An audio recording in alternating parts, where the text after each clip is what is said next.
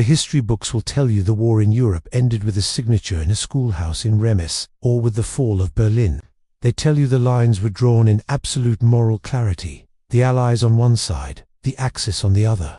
But history, in its rawest form, is messy, chaotic, and sometimes utterly inexplicable. In the first week of May 1945, the Third Reich was a headless beast, thrashing in its death throes. Adolf Hitler was dead. The German surrender was imminent. But deep in the Tyrolean Alps of Austria, a fog of war descended that created the perfect conditions for the impossible. High above the valley floor sat Schloss Itter. It was a medieval fortress of stone and iron, looking more like the setting of a Gothic horror novel than a modern military objective.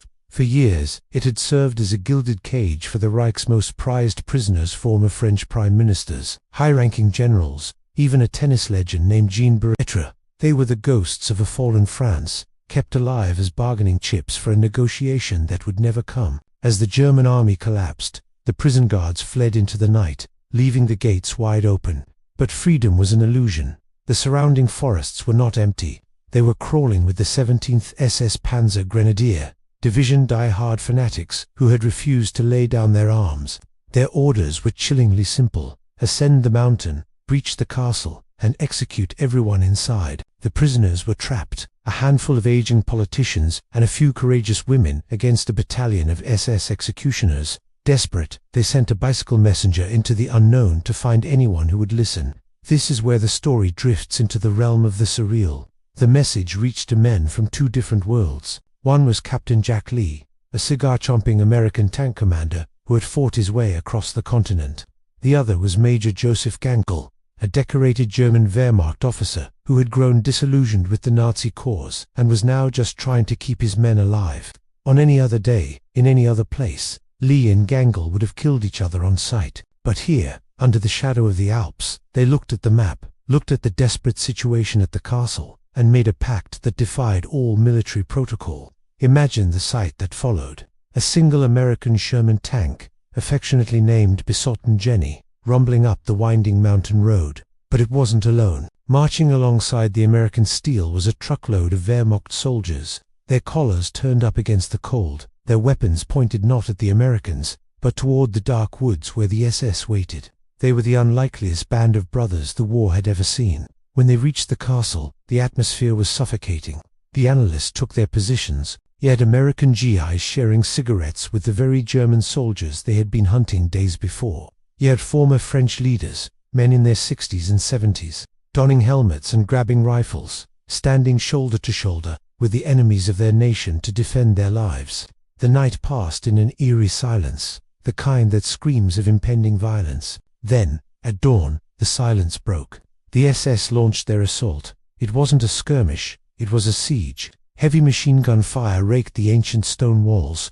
An 88mm anti-aircraft gun roared from the tree line, its shells slamming into the main gate. The American tank, Besotten Jenny, which had been parked as a blockade, was obliterated in a ball of fire. Now, they were exposed. For hours, the battle raged. The ammunition began to dwindle. The radio was dead. The defenders were being pushed back, inch by bloody inch. It was a scene of pure chaos: dust, stone splinters, and the deafening roar of combat. In the midst of this madness, tragedy struck with a cruel sense of irony. Major Gangl, the German officer fighting for the Allies, saw former Prime Minister Paul Reynaud exposing himself to fire. Gangl shoved the Frenchman out of the way, taking a sniper's bullet in the process.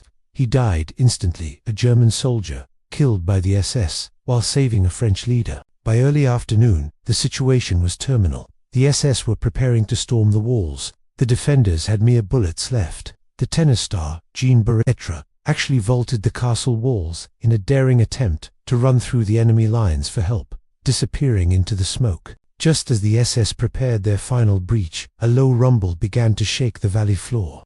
It grew louder, overcoming the sound of gunfire. Suddenly, the road leading to the castle was flooded with American armor and infantry reinforcements.